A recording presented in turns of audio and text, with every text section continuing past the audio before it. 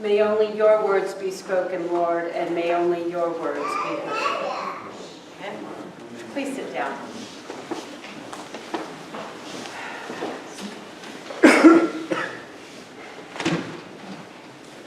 They say that this is the most difficult of Jesus' parables.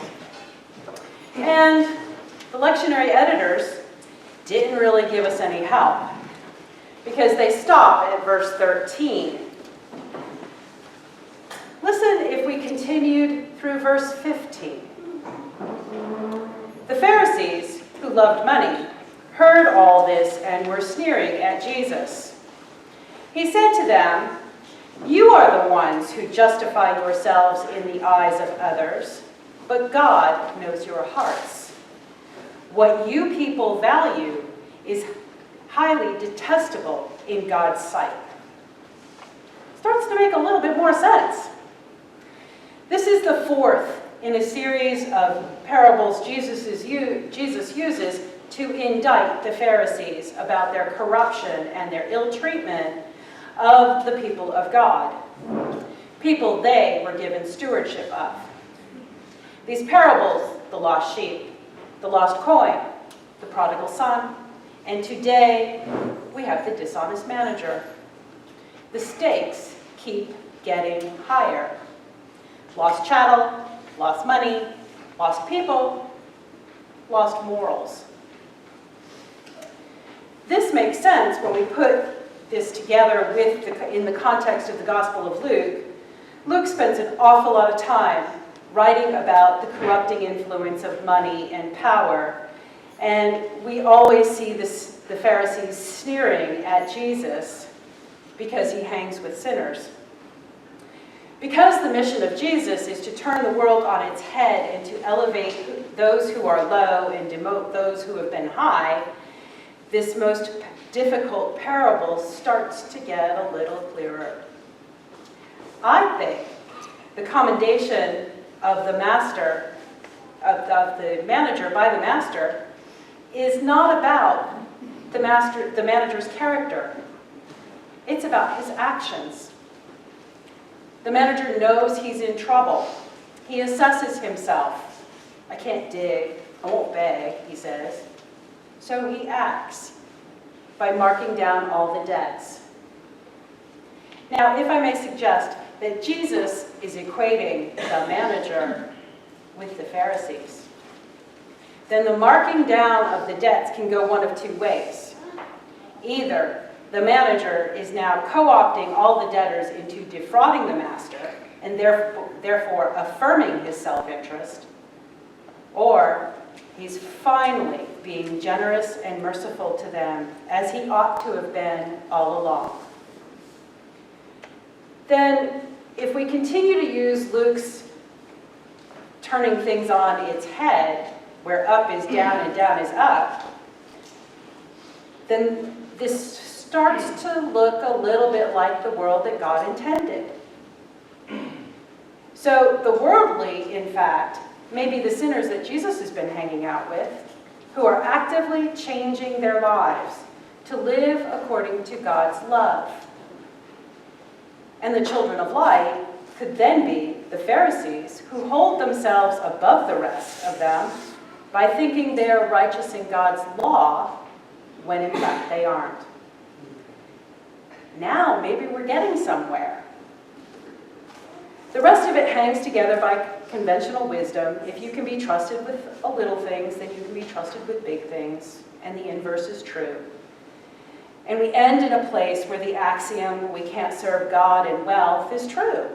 We can have all the wealth and power we want or can accumulate, but if we're not treating it as though it's from God and needs to be used to create a more fair and just world, then we maybe aren't as wealthy and as powerful as we think. Now, I think everybody in this room could agree that we all pay too much for insurance. Health insurance, car insurance, property insurance. Insurance is just that kind of business. The world we live in can be dangerous and litigious. And yet, Just the other day, I was reading an article in one of my insurance trade journals entitled, "It Really Is All About the People." The article was about risk management.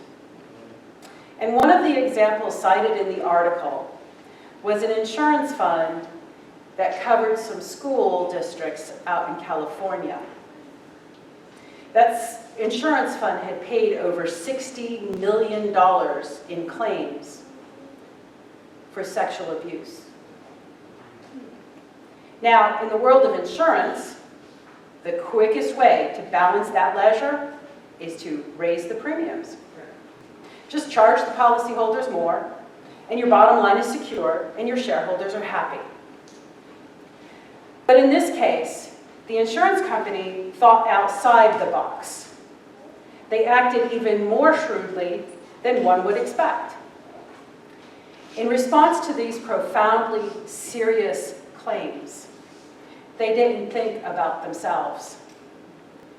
They decided instead to protect the children. They put together a curriculum that was taught to all the kids in all the school districts, from kindergarten to 12th grade. This curriculum taught the children about predators and boundaries. They also removed all the couches and eliminated all the blind spots. They taught the kids to protect themselves. Now, this was all part of a much larger compliance program, but they went beyond conventional wisdom in their industry to make the world fairer and more just for the kids. And in doing so, they protected hundreds of thousands of children from a tortured future. And oh, by the way, the shareholders should be happy too, because they reduced claims by 80%. It is this kind of thinking that takes the ways of the world and transforms it into something that furthers the kingdom of God. And I think that's the point of this parable. So despite what we may have done or been in the past, how we may or may not have lived up to whatever Jesus was calling us to be, he still needs us to be out there in the world doing his work for his people, to raise up the lowly and put the corrupt in their place, even when we don't feel worthy of the call. Because in his crazy, lopsided accounting system, God says, yep, so what? I still love you. And Jesus says, I still need you to feed the hungry. I still need you to run a homeless shelter. I still need you to sit in front of city council and tell them that your daughter moved 2,500 miles away because she couldn't afford to live here anymore. I still need you to walk with and love an irascible, stubborn man as he faces his worst fear. Now, I may be wrong, but today's gospel, to me, is about taking all that we are, body, mind, and spirit, taking all our faults and all our gifts, our money, our spiritual gifts, our intellectual gifts, and using them to further the kingdom of God. A place where we love each other shamelessly and are not shamed for who we love. A place where we are kind to our friends and generous to the stranger without counting the cost or looking for reciprocity. If we pay too much attention to who and what the world wants for us and from us, then it's always going to say that we don't measure up. It's always going to make us anxious about the future and our place in it. But Jesus' way of love is an eternally unbalanced ledger sheet, where we are always showered with such forgiveness and mercy and love that even when we try to scam and squander our way up the ladder, God will still love us and have a place for us. And He will still use us to make the world fairer and more just. Because it really is all about God's people.